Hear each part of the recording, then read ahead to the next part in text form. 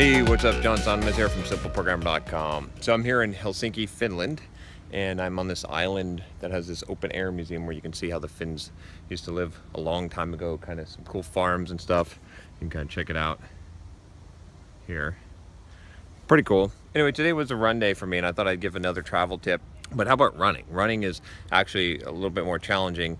Sometimes it's easier to find a gym because you can just Google a gym and that's easy enough. But trying to find somewhere to run can be a lot more difficult. So I thought I'd give you a quick travel tip on that. So I've definitely struggled with this in the past. This is one of those things I had to sort of develop a technique for, because you can Google different places and say best running paths, and sometimes it's not going to be near where you're staying, or it's going to be hard to find the running path. So rather than trying to do that, what I do is whenever I'm looking for somewhere to run, like this morning in Helsinki, I was looking for, okay, well, where's a good place to run? What I do is I look on the map and I look for a body of water, right? And most cities have a body of water, right? Well, I'll look for two things. One is a body of water. If I can find a body of water, almost always, right, in a city, especially a major city, there's going to be some kind of walking or running path along the water. If there's a lake, if there's a river, right, there's almost always a route, and there's maybe even a bike trail or a good running route there specifically. So that's the first thing, is I'll go and I'll head towards water, right? And usually you'll find a path. The second thing that I'll do is, if I can't find water, or even if I can, and a good combination of the two is to find a park. So look on the map and look for a big green area where it looks like it's a foresty area, and you'll probably find a park, right?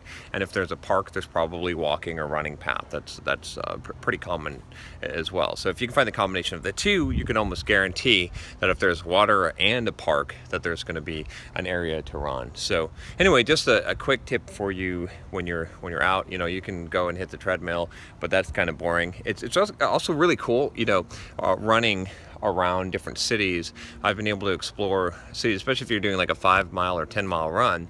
You can go and you can see a lot more of the city if you go to a running path, and you can chart it out too, and run through the city itself. But usually, if there's a path, that's going to be better, so you're not stopping at lights all the time.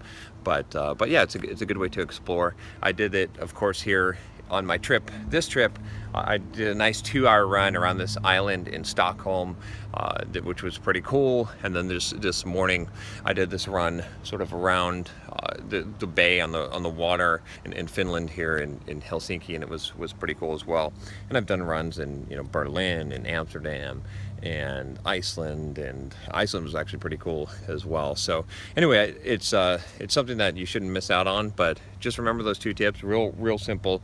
Just look for water and then look for a park, and if you look for those, you're almost always going to find the running path. Like I said, it's a lot easier than trying to Google and trying to figure out where to run in a city. I know a lot of people get frustrated, and they're like, I can't run because I don't know where to run. It almost never fails. Like I'm pretty confident whenever I go to a new city that I'm going to be able to just head towards the water and find a way. I used to ask the hotel receptionist, like the concierge or something like that, and they never know. They always tell you, oh, you can run down this street. Yeah, it's usually not a good idea. Instead, like I said, just go and look for those two landmarks, and most likely you'll find it. All right, that's all I got for you today. If you like this channel, if you haven't subscribed already, make sure you click that subscribe button and click the bell so you don't miss any of the videos I'm doing, especially as I'm traveling Europe here. You don't want to miss any of those. I'll talk to you later. Take care.